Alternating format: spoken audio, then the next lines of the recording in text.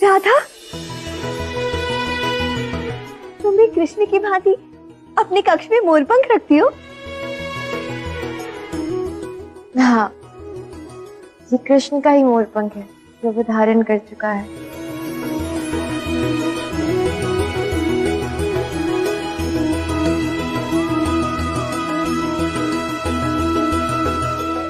कृष्ण का धारण किया हुआ मोरपंख?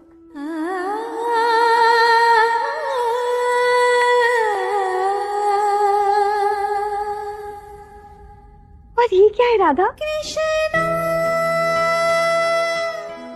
ये तो बिल्कुल कृष्ण की प्रतिमा जैसा प्रतीत होता है।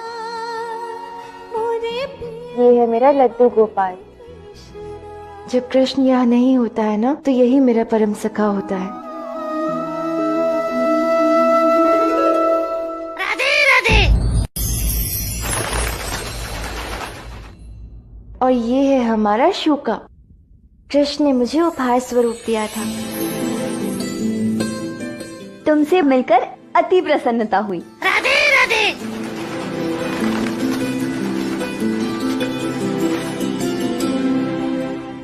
राधा, मैंने जैसा सोचा था ना, तुम बिल्कुल वैसी हो।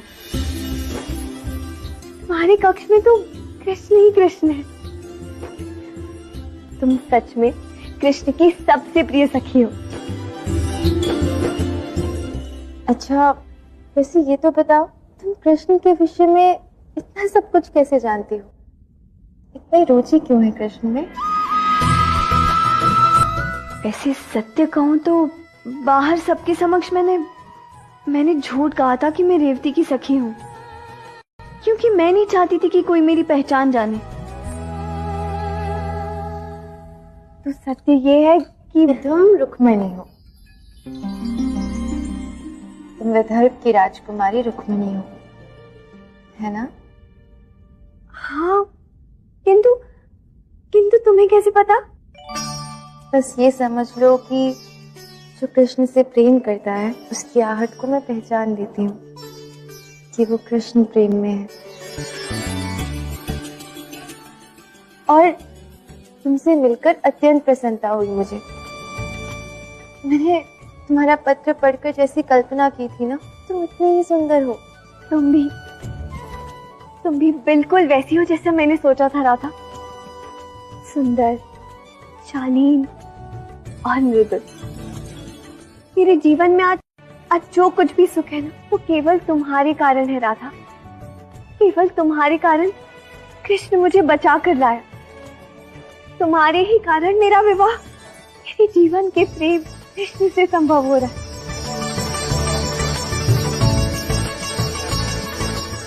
मैं यहाँ तुम्हें विवाह का निमंत्रण देने आई हूँ, और साथ ही मैं कुछ दिन यहाँ तुम्हारे साथ रहने आई हूँ, ताकि तुमसे कृष्ण के विषय में सब कुछ जान लूं। अब यदि तुम्हें कोई समस्या ना हो तो। नहीं रुक्मिणी, कदापि नहीं। जब तुम कृष्ण को जानोगी, समझोगी, तो उसका और भी ध्यान रख पाओगी ना, उसे और सुख दे पाओगी।